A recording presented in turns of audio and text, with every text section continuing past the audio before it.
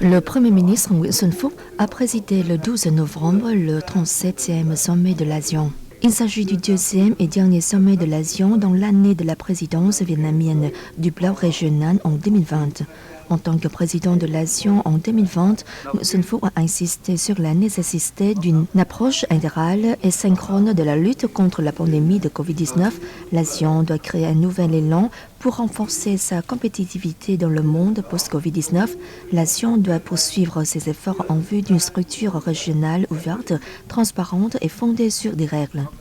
S'agissant de la situation en mer orientale, le Premier ministre Nguyễn Xuân Phúc a réaffirmé la position du Vietnam conforme aux conceptions communes de l'ASEAN de faire de cette zone maritime une région de paix, de stabilité, de sécurité, de sûreté et de développement.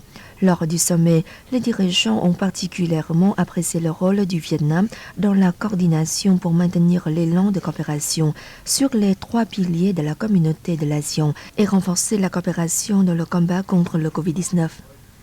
Ils ont approuvé un cadre de rétablissement intégral de l'ASEAN et son plan d'application, la déclaration de l'ASEAN concernant le cadre sur le corridor de voyage de l'ASEAN, le cadre stratégique de l'ASEAN sur les situations d'urgence de santé publique.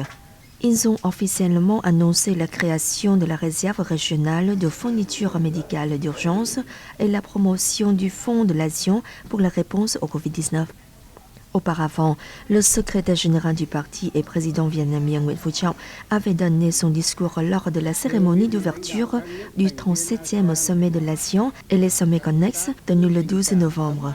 Le dirigeant vietnamien a affirmé que les pays de l'ASEAN devaient se coordonner activement pour réaliser les initiatives et les plans de rétablissement, contribuer aux efforts visant à promouvoir la coopération multilatérale, le droit international et à renforcer le système multilatéral international avec l'ONU comme noyau.